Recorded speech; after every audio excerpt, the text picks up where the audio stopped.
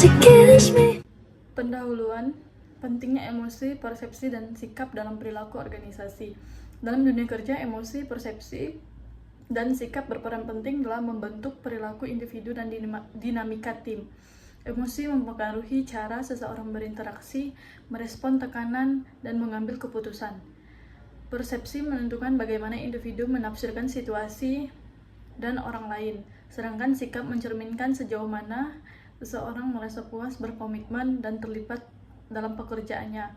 Ketika salah satu dari ketiganya terganggu, kinerja individu dan efektivitas organisasi dapat menurun drastis. Analisis emosi dan suasana hati. Emosi yang dialami Dita kemungkinan besar meliputi yang pertama, afeksi negatif, misalnya frustasi, kecewa, sedih, dan marah. Yang kedua, stres, misalnya tekanan dari atasan tanpa dukungan emosional dapat menjadi sumber utama stres.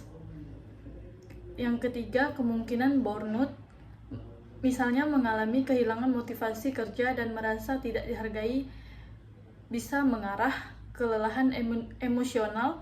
Suasana hati yang menurun secara kronis yang bisa dipengaruhi oleh kurang tidur atau kurangnya dukungan sosial. Dampaknya, komunikasi dalam tim menjadi tidak terbuka karena Dita menarik diri. Emosi negatif dapat menular, emosional, kontagion, dan memengaruhi moral seluruh tim. Pengambilan keputusan menjadi tidak efektif karena informasi tidak dibagikan secara utuh dan persepsi menjadi bias. Yang ketiga, analisis persepsi dan pengambilan keputusan. Dita memersepsikan bahwa tim dan atasan tidak menghargainya.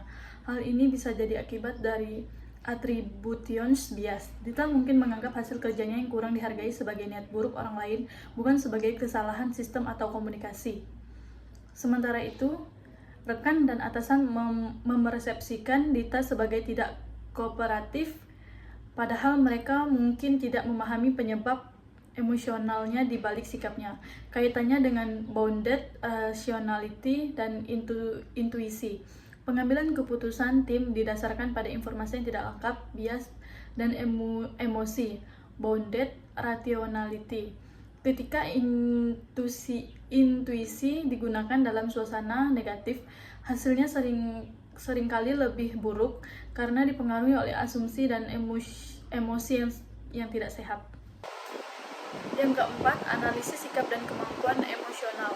Yang pertama, job satisfaction, misalnya rendah karena Dita merasa tidak dihargai.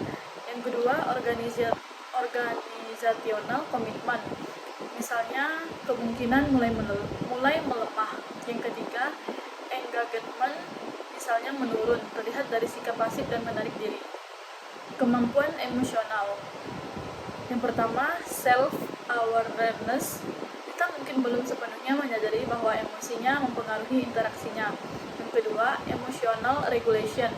Dita tampak kesulitan mengelola emosi dan kecewa sehingga tercermin dalam interaksi sosial dan produktivitas. Yang kelima, sebagai manajer, berikut 2-3 tindakan konkret yang bisa dilakukan. Yang pertama, A. Lakukan one-on-one coaching dengan Dita. Lakukan percakapan pribadi secara empatik dan terbuka. Dengarkan keluhan Dita tanpa menghakimi. Tujuannya adalah memvalidasi perasaannya dan mencari akar masalah secara bersama. Ini akan membangun kepercayaan dan menciptakan persepsi bahwa perusahaan peduli. Yang B. Bangun budaya apresiasi tim. Buat mekanisme pengakuan kontribusi karyawan secara teratur, misalnya shoot out mingguan, papan apresiasi digital, dan sistem peer recognition. Ini membantu membangun suasana afeksi positif dan meningkatkan engagement. Terus yang C, pelatihan emosional intelligence C untuk tim dan pemimpin, fasilitas pelatihan tentang self-awareness, empati, dan teknik regulasi emosi bagi seluruh tim dan pemimpinnya. Ini akan membantu membentuk lingkungan kerja yang lebih suportif dan memperbaiki persepsi satu sama lain. Kesimpulan, kasus Dita menunjukkan pentingnya pendekatan organisasi yang lebih humanistik dalam memahami perilaku karyawan dengan memahami dan mengelola emosi, persepsi, dan sikap secara sistematik.